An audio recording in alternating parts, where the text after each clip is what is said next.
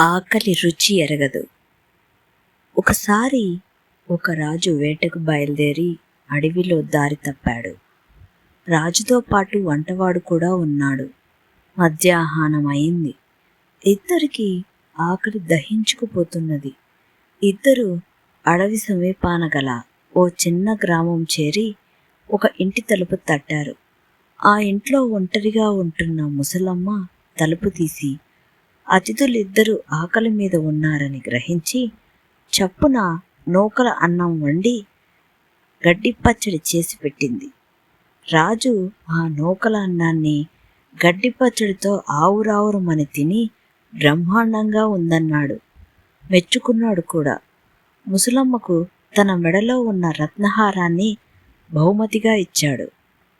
పంచభక్ష పరమాన్నాలను ఆరగించి కూడా ఇంత సంతోషించని రాజు గడ్డి పచ్చడిని మెచ్చుకోవడం చూసి వంటవాడు ఆశ్చర్యపడ్డాడు. వాళ్ళు కోటకు తిరిగి వచ్చినాక వాడు రాజుగారికి ఇష్టం కదా అని గడ్డి పచ్చడి చేసి వడ్డించాడు. దాని రుచి చూస్తూనే రాజు మండిపడి వంటవాడిని ఉద్యోగం నుంచి తొలగించినంత పని చేశాడు.